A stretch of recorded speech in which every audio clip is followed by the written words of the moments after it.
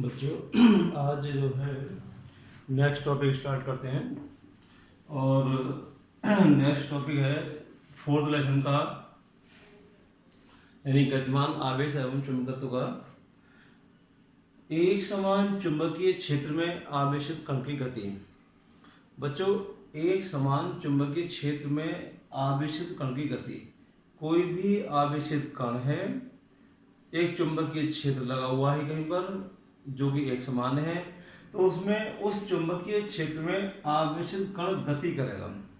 जब गति करेगा वो किसी वेग से, तो उसका पथ कैसा होगा? सरल रेखा होगा, प्रबलाकार होगा, वृत्ताकार होगा, है कुंडलीनुमा, कैसा पथ बनेगा उसका यानी गति करने पर। तो ये डिपेंड करता है कि आवेशित कण चुंबकीय क्षेत्र में गति करता है। तो हम पीछे पढ़ा चुके हैं इस चैप्टर में कि कोई भी आवेशित कण जब चुंबकीय क्षेत्र में गति करता है तो उस पर एक बल कार्य करता है जिसे हम चुंबकीय बल कहते हैं। उस चुंबकीय बल के कारण कुछ प्रभाव उसी गति पर पड़ते हैं। वो किस तरह पड़ते हैं बच्चों, देखो आओ समझे ठीक से। तो एक समान चुंबकीय क्षेत्र में आवेश कण की गति का ये तीन कंडीशन में तीन शर्तें हैं, उसके अनुसार मैं इस टॉपिक को प्रूव करता हूँ। फर्स्ट है बच्चों को, जब आवेशित कण चुंबकीय क्षेत्र में क्षेत्र के समांतर प्रवेश करता है। बात समझ में आ गई? कोई भी आवेशित कण चुंबकीय क्षेत्र है बच्चों, ये मान लीजिए चुंबकीय क्षेत्र ये है और वो कह रहा है चुंबकीय क्षेत्र के समांतर, चुंबकीय क्षेत्र की डायरेक्शन यू है, तो इसके समांतर प्रवेश करता है। तो समांतर का मतलब भाई वो इस दिशा में ये चला गया वी वेग से, तब भी इसके समांतर हुआ। ठीक इसके विपरीत आया तो इसकी विपरीत दिशा तो हो जाएगी, चुंबकीय क्षेत्र की दिशा में है ये, और ये चुंबकीय क्षेत्र की दिशा के विपरीत हो जाएगा बच्चों, ये मान लीजिए बी वेग से। तो अगर चुंबकीय क्षेत्र के विपरीत चल रहा है वो ठीक, लेकिन समांतर तब भी समांतर है, और वही समांतर उसकी दिशा में भी जा सकता है चुंबकीय क्षेत्र के, और विपरीत दिशा में भी जा सकता है। अब क्या है बच्चों, जब कोई कण वी वेग से चुंबकीय क्षेत्र के समांतर उसकी दिशाओं में प्रवेश करता है, तब चुंबकीय क्षेत्र और कण का वेग जो चल रहा है, जिस दिशा में कण चल रहा है, उसके दोनों के बीच की डायरेक्शन जो होगी वो समांतर, उनके बीच कौन होगा? जीरो। समझ में आई? लेकिन जब विपरीत दिशा में चलेगा तो भाई इधर जा रहा है जीरो, अब ऐसे तो 90 और ये ठीक विपरीत दिशा हो गई, तो समांतर अब भी है। तो जब विपरीत दिशा में चलेगा चुंबकीय क्षेत्र के ठीक, तो 180 का कोण बन जाएगा बच्चों, 180 का कोण बन जाएगा, ठीक है नहीं? तो बच्चों समांतर चलने का मतलब थीटा इक्वल टू 0 भी हो सकता है और थीटा इक्वल टू 180 भी हो सकता है, ठीक है नहीं? तो अब हम फार्मूला लगाते हैं बच्चों। हम पढ़ चुके हैं कि कोई भी आवेशित कण चुंबकीय क्षेत्र में गति करता है तो उस पर एक बल लगता है, और बल का फार्मूला आया था V Q V sine theta या क्यू वी साइन थीटा। तब बच्चों बल कितना कार्य करेगा भाई? F equal to Q V V sine theta. Theta की वैल्यू 0 लगाए या 180 वैल्यू 0 होती है भाई। देखो ये Q V V sine 0, sine 0 का मान बच्चों 0 होता है, तो एफ की वैल्यू 0। इसका मतलब ये है कि परिणामी बल जो आवेशित कण गति कर रहा है, या तो वो क्षेत्र के यानी के समांतर या इसके विपरीत दिशा में, तो क्षेत्र की दिशा में गति कर रहे हैं, विपरीत दिशा में लेकिन समांतर हो, तब उस पर लगने वाला चुंबकीय बल यानी उस पर कार्य करने वाला जो बल है वो 0 है। जब परिणामी बल 0 होगा बच्चों किसी कण पर, तो वो जिस वेग से जिस दिशा में चल रहा है वो उसी दिशा में चलता रहेगा। यानी कि कण चुंबकीय क्षेत्र के समांतर चल रहा है तो चुंबकीय क्षेत्र के समांतर ही चलता रहेगा जिस वेग से वो चलना प्रारंभ होता, ठीक है नहीं? क्यों? उस पर कोई बल कार्य नहीं कर रहा है, ठीक है ना? तो एक बात बच्चों हुई कि जब आवेशित कण चुंबकीय क्षेत्र में क्षेत्र के समांतर प्रवेश करता है। अब बच्चों दूसरा टॉपिक इसमें कि जब आवेशित कण, ये सेकंड पॉइंट लिखते हैं इसका, ये सेकंड, जब आवेशित कण चुंबकीय क्षेत्र में क्षेत्र के लंबवत प्रवेश करता है, लंबवत प्रवेश करता है, ठीक बच्चों? ये बड़ा है। तो कोई बच्चों कण है जिस पर आवेश q है, वेग उसका b है, वे कोई आवेशित कण जिस पर आवेश कितना है बच्चों? q, और v वेग से चुंबकीय क्षेत्र के लंबवत प्रवेश करता है, चुंबकीय क्षेत्र की डायरेक्शन में सुविधा के लिए समझने के लिए तो बच्चों को क्रॉस से दिखाता हूँ, ये इस टाइप से, ये क्रॉस है, और ये क्रॉस से चुंबकीय क्षेत्र जो है वो ये बोर्ड है या हमारा ये नोटबुक है उसके ठीक लंबवत नीचे की ओर, यानी ये बोर्ड ऐसे है तो बोर्ड पर ठीक लंबवत अंदर की ओर ऐसे। इस चुंबकीय क्षेत्र की जो डायरेक्शन है वो बोर्ड के लंबवत ठीक अंदर की ओर इस टाइप से, ठीक है बच्चों। तब इसमें कोई कण, कोई आवेशित कण प्रवेश करता है, मान लीजिए प्रवेश कर गया, क्यों, चुंबकीय क्षेत्र ऐसे है लंबवत और कण देखो यूं आ रहा है, तो चुंबकीय क्षेत्र डायरेक्शन तो ये हो गई और कण की डायरेक्शन ये हो गई, तो दोनों एक दूसरे कैसे हो गए, लंबवत, एक दूसरे के लंबवत, ठीक है ना बच्चों। चुंबकीय क्षेत्र ऐसे है और दो कण ऐसे आ रहा है, एक दूसरे के 90 हो गए। जब लंबवत प्रवेश करता है तब क्या कंडीशन होगी बच्चों, देखो यहाँ प्रवेश कर मान लीजिए, तो वो तो बहुत जो अधिक वेग है उसका कण का, उस वेग के कारण इधर जा रहा है, ठीक है ना। जब वेग के कारण इधर जा रहा है तो अब उस पर बल कैसे लगेगा, क्योंकि हम जानते हैं कि कोई भी आवेशित कण जब चुंबकीय क्षेत्र में गति करता है तो उस पर एक बल लगता है। बच्चों उस बल की दिशा ज्ञात करने का हमने नियम बताया था, दाएं हाथ की हथेली का नियम नंबर 2 और एक फ्लेमिंग के बाएं हाथ का नियम। तो हम देखेंगे कि वो बल की वो डायरेक्शन क्या होगी, ठीक है ना। चाहो तो थ्योरी इतना लिख सकते हो कि माना है कोई आवेशित कण जिस पर आवेश Q है, जिस पर आवेश Q है, ठीक है ना, वो v वेग से गति कर रहा है, कितने वेग से, v वेग से, और वो भी चुंबकीय क्षेत्र के लंबवत प्रवेश करता है। तो लंबवत प्रवेश करता है बच्चों भाई, तो चुंबकीय क्षेत्र और उसके चलने की दिशा के बीच कोण 90, यानी थीटा कितना हो गया 90, ठीक है ना। तो बच्चों हमने फार्मूला पढ़ा है कि कोई भी आवेशित कण चुंबकीय क्षेत्र में गति करता है तो उस पर लगने वाला बल, चुंबकीय बल, क्या फार्मूला आया था, QV sin थीटा। तब लगने वाला जो बल होगा बच्चों उसमें चुंबकीय बल F = QV sin थीटा, यानी कि sin 90, और sin 90 की वैल्यू 1। तो बच्चे जो फोर्स अप्लाई होगा इस पर QVB, और मैंने जब ये बल निकलवाया था तो इसकी कंडीशन लिखाई थी नोट में, ये मैक्सिमम बल है, ये अधिकतम बल है, मैक्सिमम फोर्स है। तो बच्चों देखो अब ये अधिकतम बल लग रहा है इस पर आवेश कण पर, लेकिन इसकी डायरेक्शन क्या होगी, जैसे ये प्रवेश कराएगा तो ऐसे, तो डायरेक्शन क्या होगी मैं एक बार बता दे रहा हूँ।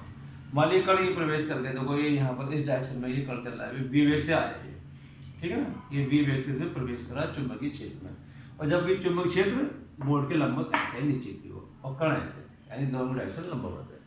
तो देखो फ्लेमिंग के बाएं हाथ का नियम याद आ रहा होगा, मैंने बताया था कि यदि हम अंगूठा और पास की दोनों उंगलियों को इस प्रकार फैलाएं कि वो तीनों परस्पर लंबवत रहें, तब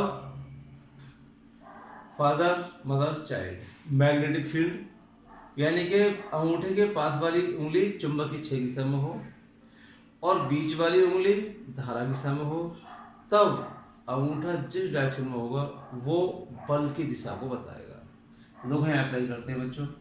अगर कोई आवेशित कण जिस पर आवेश +Q है, कितना भाई +Q जो आवेश होता है उसकी दिशा में हम धारा की दिशा लेते हैं। अगर नेगेटिव चार्ज होता, ऋणावेश होता, तो उसके चलने के विपरीत धारा की दिशा होती है। बात समझ आ गई बच्चों भाई।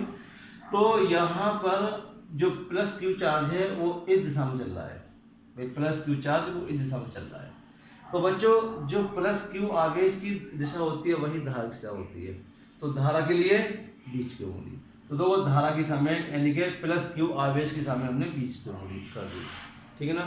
चुंबकीय क्षेत्र इस बोर्ड के लंबवत नीचे की ओर, तो देखो ये चुंबकीय क्षेत्र को ये दिखाती है उंगली, तो ये लंबवत को नीचे की ओर होगी चुंबकीय क्षेत्र दिशा में, और ये आवेश जा रहा है तो उसकी दिशा में धारा होगी, ये धारा दिशा में होगी। अब देखो बच्चा अंगूठा किधर जा रहा है, अंगूठा बोर्ड के समांतर ऊपर की ओर, यानी कि जो कण यहाँ से प्रवेश करेगा तो कण तो प्रवेश कर रहा है एक दिशा में, और उसे बल लग रहा है ठीक ऊपर की ओर, यानी कि जो बल लग रहा है चुंबकीय बल वो कण के चलने की दिशा के ठीक लंबवत लग रहा है। बात समझ आ रही बच्चों। अब लंबवत बल लग रहा है बच्चों, तो ये फोर्स यानी कि वेग की दिशा डायरेक्शन ये है और बल लग रहा है ठीक ऊपर की ओर। तो अगर कोई वस्तु पर बच्चों बल भाई कण इधर चल रहा है तो विस्थापन इधर हो रहा है और विस्थापन के ठीक लंबवत बल लग रहा है, तो हमने कार्य की परिभाषा पढ़ी है बल गुणा विस्थापन, यानी कि Fs cos थीटा। तो एफ एस कॉस थीटा तुम्हारा थीटा जो है वो विस्थापन और बल की दिशा के बीच का कोण है। तो जब कण इधर चल रहा है तो बच्चों विस्थापन इधर होगा और बल इधर लग रहा है, तो कोण हो गया 90। तो एफ एस कॉस 90 और कॉस 90 की वैल्यू कितनी होती है 0, यानी कार्य 0 होगा। जब कार्य 0 होगा बच्चों भाई तो गति ऊर्जा में कोई परिवर्तन नहीं होगा, यानी जो गति ऊर्जा है उसकी वो बनी रहेगी। जब कार्य 0 होगा तो जो गति ऊर्जा में कोई परिवर्तन नहीं होगा, जो गति ऊर्जा है वही बनी रहेगी। जब गति ऊर्जा वही बनी रहेगी और द्रव्यमान मान लीजिए भाई उसका m है, जो आवेशित कण है उसका द्रव्यमान m है, तो द्रव्यमान तो कम ज्यादा होगा नहीं। जब और गति ऊर्जा का फॉर्मूला होता है बच्चों हाफ एम बी स्क्वायर। जब m जो द्रव्यमान है वही रहेगा, वेग क्योंकि half M B square m और b तो आ रहा है और गति ऊर्जा में कोई परिवर्तन नहीं होगा, तो वेग भी वही रहेगा, यानी कि वो नियत वेग से चलता रहेगा कण, लेकिन बल किधर लग रहा है ऊपर की ओर। तो बच्चों उस बल के कारण इसकी दिशा किधर होगी ऊपर की ओर, ठीक है नहीं। अब उस बल के प्रभाव में देखो ये लगातार ये घूमेगा, क्योंकि ये किसी वेग से आ रहा है और बल लगा ऊपर की ओर प्रवेश करा तो धीरे धीरे ऐसे ऊपर की ओर घूमेगा। अब बच्चों घूमेगा तो कोई इस टाइप से ऐसे, और यहाँ इसका पथ जो घूमते घूमते इस टाइप से बन जाएगा, क्योंकि यहाँ आएगा तो कण देखो भाई फ्लेमिंग के वाहिद के नियम से वो इधर था तो बल फिर भी ऐसे हो जाएगा, यहाँ आएगा बल ऐसे हो जाएगा, यहाँ आएगा तो ऐसे हो जाएगा, ठीक है ना। मतलब हर बार उसकी जो है भाई ये तो धारक साम है और ये ऐसे, ठीक है ना। अब जब इधर जाएगा तो ऐसे, तो बल इधर आ गया, इधर जाएगा तो बल ऐसे आ गया, वहाँ बल जो है वो इसके सेंटर पॉइंट की ओर लगेगा।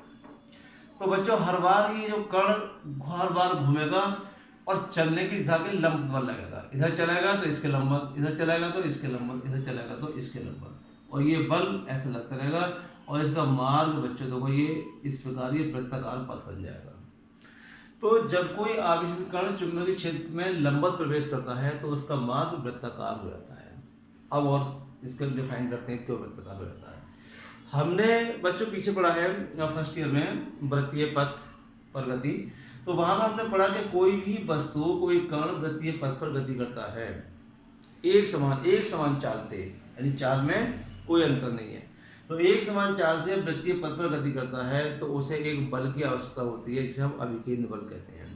और अभिकेंद्र बल की डायरेक्शन हमेशा केंद्र की ओर होती है, यानी कण की डायरेक्शन इस पर रेखा के अंदर जो चल रहा है और बल की डायरेक्शन केंद्र की ओर, तो वहां भी बल और कण की दिशा के बीच कोण 90 हो गया, क्योंकि ये इस पर रेखा के अंदर और बल दिशा केंद्र की ओर।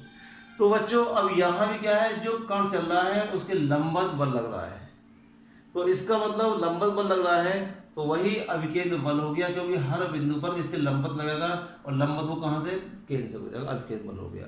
और अभिकेंद्र बल की डायरेक्शन में कण वृत्तीय गति करता है। तो बच्चों अब प्रश्न ये उठता है कि भाई अभिकेंद्र बल को नया बल नहीं होता, वृत्तीय पथ में घूमने के लिए वो कहीं ना कहीं से प्राप्त होता है अभिकेंद्र बल। तो अभिकेंद्र बल कहाँ से प्राप्त हो रहा है, चुंबकीय बल से, ठीक है नहीं, कहाँ से चुंबकीय बल से, और इस बल के प्रभाव के कारण ही इसका मार्ग लगातार वृत्ताकार हो जाता है। तो अब ये वृत्ताकार हो गया बच्चों, तो अब ये देखते हैं कि भाई वृत्ताकार हो गया तो इसकी रेडियस कितनी हो गई है, ये सेंटर है, ये रेडियस कितनी होगी। मान लीजिए भाई इस पथ की त्रिज्या r है, इस r का मान निकालते हैं। तो हमने माना कि कोई m द्रव्यमान का कण जिस पर आवेश q है v वेग से चुंबकीय क्षेत्र के लंबवत प्रवेश करता है 90 डिग्री। तो बच्चों फोर्स क्यू वी लगा उस पर लंबवत। तो अब वृत्तीय पथ पर गति करने के लिए आवश्यक अभिकेंद्र बल, वृत्तीय गति पर किसी कण को घूमते हुए जो आवश्यक अभिकेंद्र बल चाहिए वृत्तीय गति के लिए वो चुंबकीय बल से प्राप्त होगा। तो इसका मतलब क्या होगा बच्चों, भाई अभिकेंद्र बल चुंबकीय बल के बराबर हो जाएगा। तो देखो बच्चों वृत्तीय गति के लिए, वृत्तीय गति के लिए अभिकेंद्र बल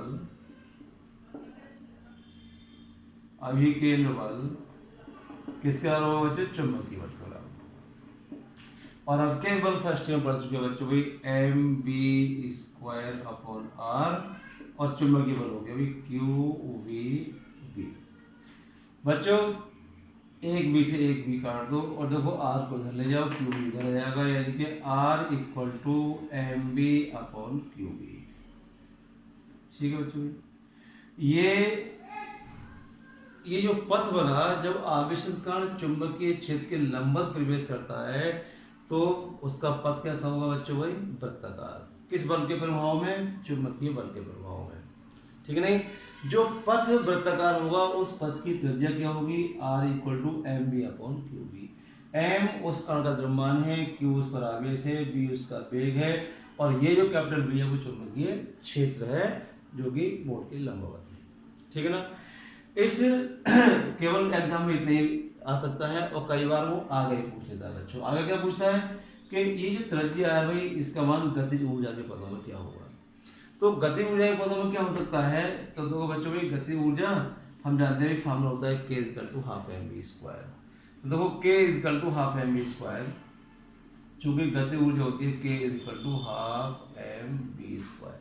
यहाँ से बच्चों वेग का मान निकाल के रखते हैं तो गति ऊर्जा के पदों में मान आ जाएगा। तो बी स्क्वायर की वैल्यू देखो, ये 2k अपॉन एम, यहाँ से हो जाएगा बच्चों इतने से B square equal to 2k upon M. ठीक है बच्चों? स्क्वायर हटाएंगे तो रूट लगा दो बच्चों, यहाँ से ये स्क्वायर है, रूट लगा दिया, ये बी की वैल्यू पुट कर दो। तो देखो ये r इक्वल टू एम, और ये आ गया भी under root 2k upon M, और अपॉन क्यू बी। बच्चों ये रूट में है, ये रूट में नहीं है, तो इसकी पावर हाफ, अगर यह ऊपर जाएगी तो हाफ, एक में से हाफ घटाएगा तो ये हाफ हो जाएगा, यानी इससे ये कैंसिल होगा तो रूट आ जाएगा, अर्थात ये बन जाएगा अंडर रूट 2mk अपॉन और क्यू बी।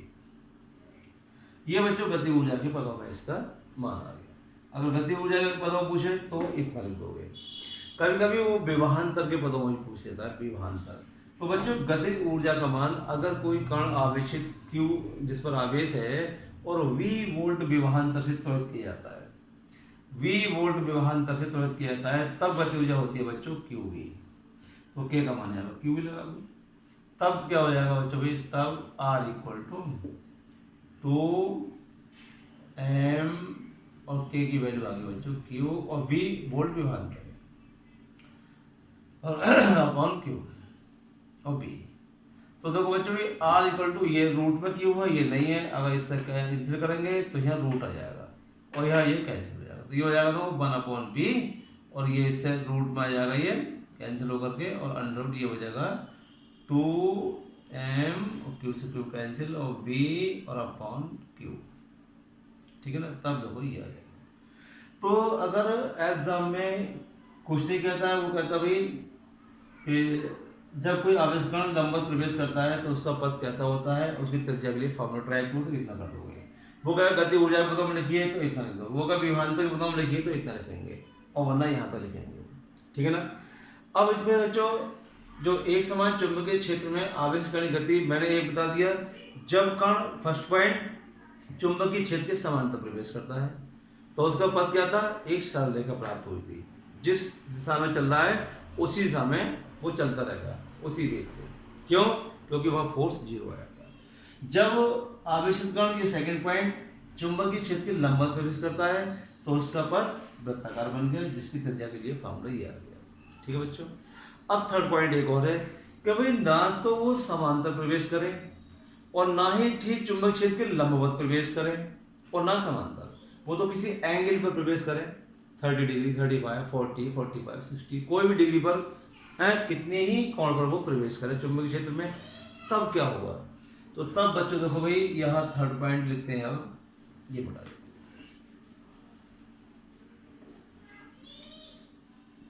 देखो बच्चों, तो थर्ड पॉइंट ये हो जाएगा, जब आवेशित कण चुंबकीय क्षेत्र में क्षेत्र से, देखो भाई क्षेत्र से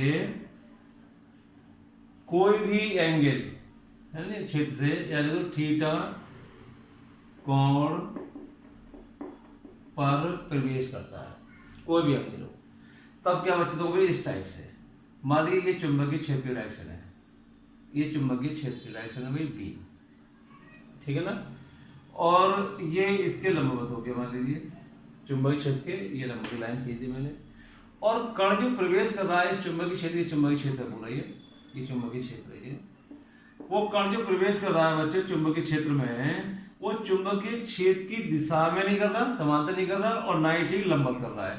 हमने जो मुझे ऐसा माना है, वो चुंबकीय क्षेत्र की दिशा से, मान लीजिए भाई ये इस कोण पर v वेग से चुंबकीय क्षेत्र की दिशा से थीटा कोण पर प्रवेश करता है। बात क्लियर हो रही है बच्चों?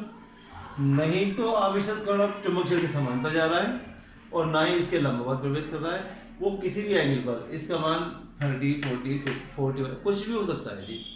तो अब क्या होगा बच्चों, जब वेग या बल, कोई भी क्वांटिटी, कोई भी राशि हो, वो किसी एंगल पर कार्य करती है, तो हम उसे दो कंपोनेंट, उसके दो घटकों में वियोजित कर सकते हैं बच्चों। मान लिया हमने इसके दो घटकों में से तोड़ दिया वेग के लिए, तो थीटा के साथ जो डायरेक्शन है वो आती है हमेशा कॉस में, पीछे बताया था अभी। तो इसके दो घटक हो जाएंगे बच्चों, एक क्षैतिज घटक, एक ऊर्ध्वाधर घटक। इधर हो जाएगा ये बी कॉस थीटा, और इधर जो हो जाएगा बच्चों ये बी साइन थीटा। तो अब वेग जो है, जिस वेग से आवेशित कण जा रहा था बी वेग से, उसके दो घटक हो गए, एक क्षेत्र के समांतर बी कॉस थीटा, एक चुंबकीय क्षेत्र के लंबवत वी साइन थीटा। अभी हमने दो पॉइंट पढ़े। फर्स्ट पॉइंट पढ़ा था कि जब वो v वेग से चुंबकीय क्षेत्र के समांतर प्रवेश करता है तो कैसा पथ बनाता बच्चों भाई? तब पथ बनाता चुंबकीय क्षेत्र के समांतर एक सरल रेखा। तो इसका मतलब ये हुआ कि v cos थीटा, इसका घटक इस दिशा में कार्य कर रहा है चुंबकीय क्षेत्र के समांतर, इसके कारण जो पथ बनाएगा वो समांतर बनाएगा ऐसे। लेकिन साथ ही साथ यहाँ v sin थीटा ये चुंबकीय क्षेत्र के लंबवत है।